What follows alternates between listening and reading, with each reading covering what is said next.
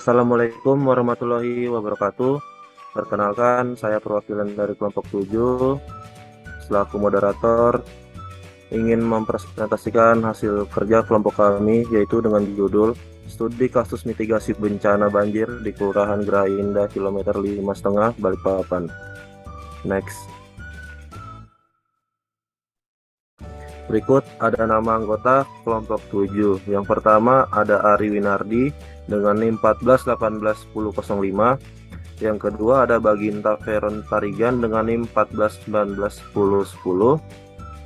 Yang ketiga ada Christopher Siburian dengan NIM 14191014. Yang keempat ada Frederick Yodianto dengan NIM 14191020. Yang kelima ada Muhammad Sadam dengan NIM 14191033. Yang keenam ada Oktaviana Wulandari dengan NIM 14191034. Dan yang ketujuh ada Urip Wijaya dengan NIM 14201025. Next. Outline pembahasan. Yang pertama ada pengertian bencana. Yang kedua ada faktor penyebab bencana. Yang ketiga ada jenis mitigasi bencana. Yang keempat ada pengenalan lokasi bencana. Yang kelima ada bencana yang dialami. Yang keenam ada pembahasan data. Dan yang ketujuh ada rencana mitigasi. Next. Baik, selanjutnya di sini saya akan menjelaskan outline yang pertama, di mana ada pengertian bencana. Bencana adalah peristiwa atau rangkaian peristiwa yang mengancam dan mengganggu kehidupan dan penghidupan masyarakat, yang disebabkan itu bisa dari faktor alam atau faktor non-alam, bisa juga dari faktor manusia sehingga mengakibatkan timbulnya korban jiwa manusia, kerusakan lingkungan, kerugian harta benda, dan dampak psikologis. Bencana adalah suatu gangguan yang hebat terhadap keberfungsian suatu masyarakat yang menyebabkan korban manusia, kerusakan harta dan lingkungan yang melebihi kemampuan masyarakat tersebut untuk mengatasinya hanya dengan mengandalkan kemampuan sumber dayanya sendiri. Selanjutnya yang kedua ada faktor penyebab bencana. Bencana itu sendiri disebabkan oleh faktor alam, non-alam, dan manusia. Oleh karena itu, Undang-Undang Nomor 24 Tahun 2007 tersebut juga mendefinisikan mengenai bencana alam, bencana non-alam, dan bencana sosial. Tiga faktor penyebab terjadinya bencana yakni ada tiga. Yang pertama ada faktor alam atau natural disaster, yang dikarenakan fenomena alam dan tanpa ada campur tangan manusia. Yang kedua ada faktor non-alam atau non-natural disaster, yaitu bukan karena fenomena alam dan juga bukan akibat perbuatan manusia. Yang ketiga ada faktor sosial atau manusia, atau biasa disebut man-made disaster, yang murni akibat perbuatan manusia, misalnya konflik horizontal, konflik vertikal, dan terorisme. Secara umum, faktor penyebab terjadinya bencana adalah karena adanya interaksi antara ancaman dan kerentanan atau vulnerability. Selanjutnya akan dijelaskan oleh teman saya. Oke, selanjutnya di sini ada jenis mitigasi bencana. Yang pertama itu adalah ada mitigasi struktural, di mana mitigasi bencana struktural adalah sebuah upaya untuk mengurangi kerentanan bencana dengan rekayasa teknis bangunan tahan bencana. Bangunan tahan bencana adalah bangunan yang telah memenuhi berbagai standar yang ditentukan, sehingga bangunan tersebut mampu bertahan atau mengalami kerusakan yang tidak cukup membahayakan apabila terjadi bencana. Sedangkan rekayasa teknis adalah prosedur perancangan struktur bangunan yang telah memperhitungkan berbagai macam karakteristik aksi dari bencana. Yang kedua ada mitigasi non-struktural. Mitigasi bencana non-struktural adalah jenis mitigasi yang dilakukan selain dengan pembangunan prasarana fisik. Bentuk mitigasi ini bisa dilakukan melalui pembentukan peraturan oleh pemerintah dan lain sebagainya.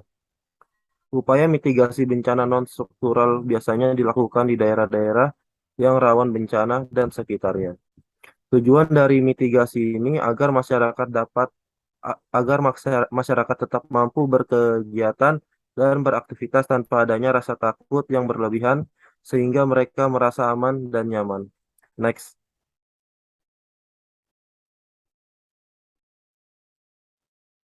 Selanjutnya ada pengenalan lokasi bencana. Kota Balikpapan memiliki wilayah 85% berbukit-bukit serta 12% berupa daerah datar yang sempit terutama berada di daerah aliran sungai atau DAS dan sungai kecil serta pesisir pantai. Dengan kondisi tanah yang bersifat asam atau gambut serta dominan tanah merah yang kurang subur sebagaimana layaknya wilayah lain di Indonesia. Kota ini juga beriklim tropis. Kota ini m- berada di pesisir timur Kalimantan yang langsung berbatasan dengan Selat Makassar. Memiliki teluk yang dapat dimanfaatkan sebagai pelabuhan laut komersial dan pelabuhan minyak.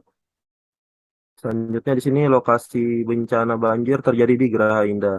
Geraha Indah adalah salah satu kelurahan di Kecamatan Balikpapan Utara, Kota Balikpapan, Provinsi Kalimantan Timur, Indonesia. Kelurahan ini dibentuk pada tahun 2012 dan merupakan hasil pemekaran dari Kelurahan Batu Ampar. Kantor kelurahan berlokasi di Perumahan Geraha Indah, RT 1, RT 2, RT 3, RT 22, RT 36, RT 46, RT 52, RT 53, dan RT 62.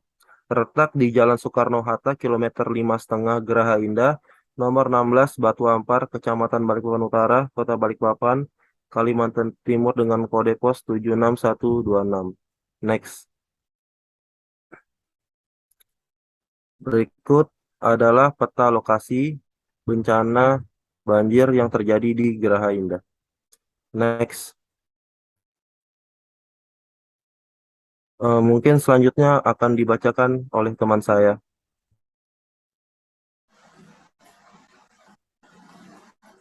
Oke, selanjutnya penyebab bencana banjir berdasarkan berita kompas.com dengan judul Balikpapan dilanda banjir dengan sejumlah pemukiman warga terendam.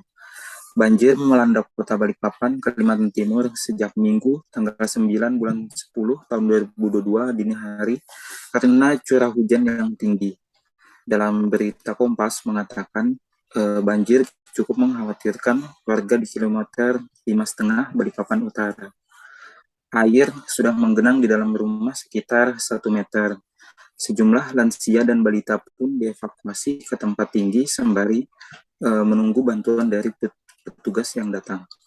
Berdasarkan hasil wawancara dengan warga setempat mengatakan banjir memang sering terjadi dikarenakan terjadinya sedimentasi pada parit besar dan adanya pembukaan lahan sehingga kurangnya daerah resapan air yang dahulunya pada parit besar ini sering diadakan pengerukan.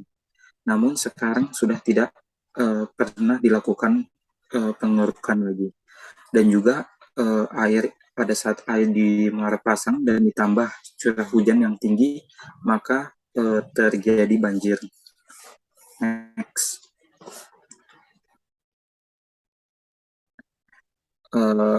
Adapun pembahasan data yang pertama, Badan Meteorologi Kalimantan dan Geofisika atau BMKG telah memberikan himbauan berupa peringatan melalui surat edaran mengenai cuaca terkait wilayah yang berpotensi mengalami hujan lebat dan disertai petir dan angin kencang. Informasi BMKG mengatakan terbentuknya daerah konvergensi di Laut Cina Selatan karena bibit siklon tropis. Yang kedua, terdapat 9 RT yang mengalami banjir, yaitu RT 1, 2, 3, 22, 36, 46, 52, 53, dan 62 yang terletak di Jalan Soekarno-Hatta, KM 5,5, Kelurahan Geraha Indah.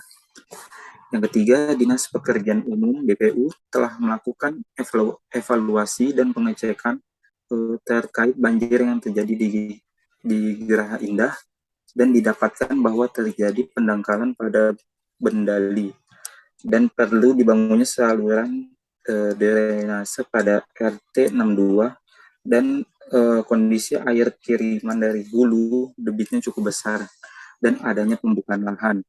Dan juga saat air pasang dari muara, air tidak bisa mengalir kemana-mana.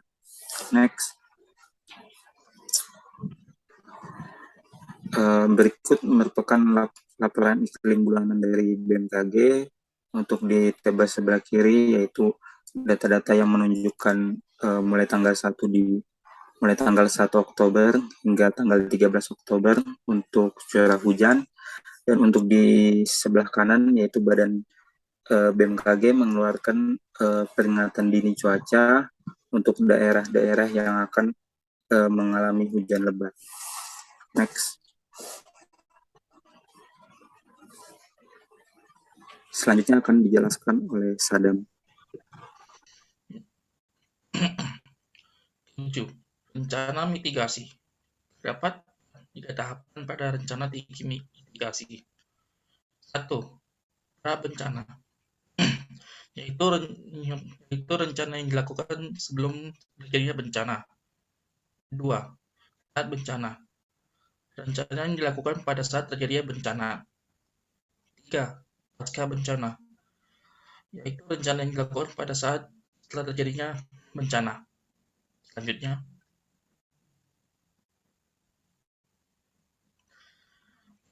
bencana. 1.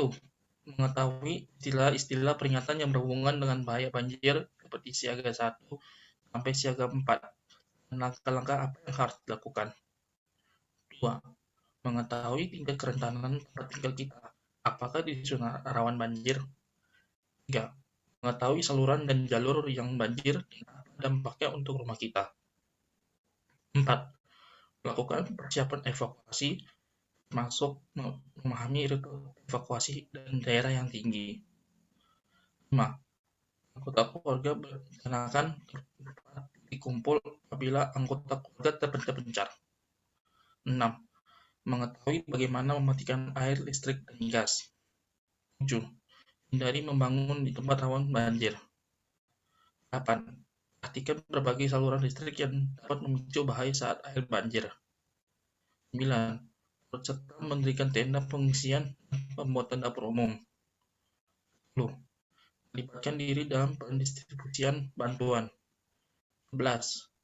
Menggunakan air bersih dan efisien. Selanjutnya dilanjutkan oleh teman saya.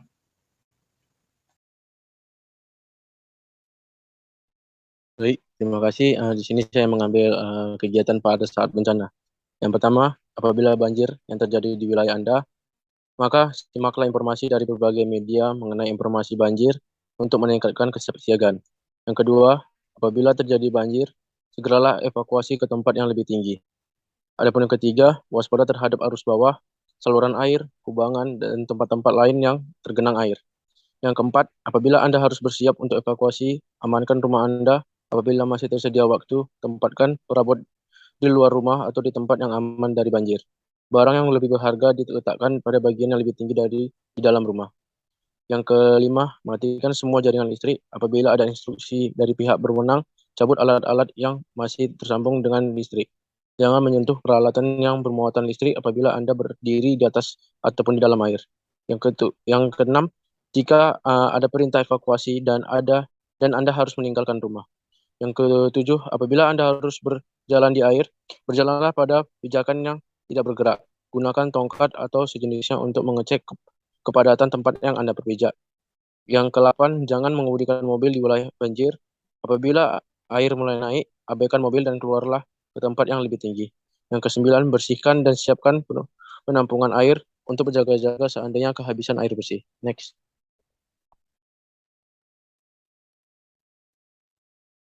Ya, adapun yang ketiga pada pasca bencana. Yang pertama, hindari air yang menggerak. Yang kedua, hindari air yang airnya baru saja surut karena jalan bisa keropos dan ambles. Yang ketiga, hindari lokasi yang masih terkena bencana, kecuali jika pihak yang berwenang membutuhkan sukarelawan. Yang keempat, kembali ke rumah sesuai dengan perintah dari pihak yang berwenang. Yang kelima, tetap di luar gedung atau rumah yang masih dikelilingi air. Yang keenam, perhatikan kesehatan dan keselamatan keluarga dengan mencuci tangan menggunakan sabun dan air bersih jika Anda terkena air banjir. Yang ketujuh, buang makanan yang terkontaminasi air banjir. Yang ke-8, dengarkan berita atau informasi mengenai kondisi air serta di mana dapatkan bantuan rumahan atau settler, pakaian dan makanan. Yang ke-9, dapatkan perawatan kesehatan di fasilitas kesehatan terdekat. Yang ke-10, bersihkan tempat tinggal dan lingkungan rumah dari sisa-sisa kotoran setelah banjir. Yang ke-11, lakukan pemberantasan sarang nyamuk atau PSN. Yang ke-12, terlibat dalam kaporitisasi sumur gali. Yang ke-13, terlibat dalam perbaikan jembatan dan saluran pembuangan air limbah atau IPAL. Next. Baik, dilanjutkan oleh rekan saya. Oke, baik. Saya lanjutkan. Dikarenakan bangunan pada Geraha Indah merupakan perumahan, maka perlu adanya persiapan. Persiapan kondisi tanah yang berubah menjadi perumahan menyebabkan air hujan sulit diserap tanah dan menyebabkan air menampung di permukaan. Jika saluran drainasi kurang memadai, air hujan yang turun akan meluap dan akan menimbulkan banjir di permukaan. Nah, cara pencegah banjir dengan membuat lubang resapan air atau biopori. Nah, untuk sumur resapan ini bisa kita lihat pada gambar yang di bawah, di mana berdasarkan standar dan syarat sumur sehat, eh, s- sumur resapan ini dibangun, dibangun di bawah permukaan tanah dan berjarak 5 meter dari tempat penimbunan sampah atau septic tank. Nah, juga berjarak 1 meter, minimal 1 meter dari eh, fondasi bangunan rumah dan juga dari muka air tanah. Nah, untuk biopori ini bisa kita bikin menggunakan paralon. Supaya apa? Supaya kalau ada hujan dia nggak menampung airnya, langsung diserap sama biopori dan diserap oleh tanah. Dan pada rumah juga harus memiliki lahan terbuka sebagai media serapan air hujan atau air lainnya. Jangan menutup seluruh area depan rumah atau carport dengan menggunakan aspal atau lantai keramik. Ada baiknya menggunakan paving block yang memiliki bolongan di tengahnya supaya bisa diresap sama air hujan atau air lainnya. Terus untuk membangun rumah perlu adanya penguatan dan peninggian bangunan jika di lahan tersebut sering mengalami banjir. Oke, next.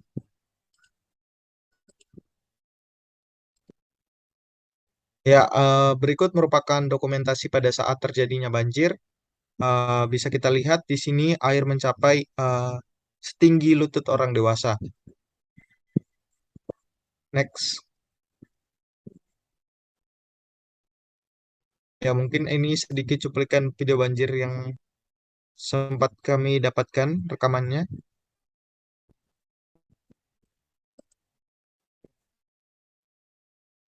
Ini terjadi pada tanggal 9 Oktober tahun 2022, air meluap pada malam hari. Ini menyebabkan jalanan yang dilalui kendaraan tertutup oleh genangan air.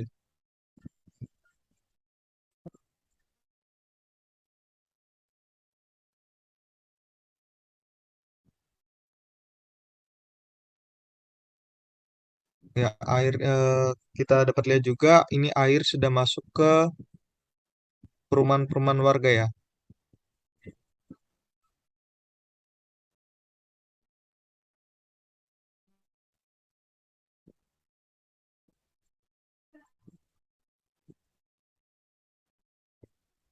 Ya, mungkin videonya nggak ada suaranya. Mungkin bisa di next saja.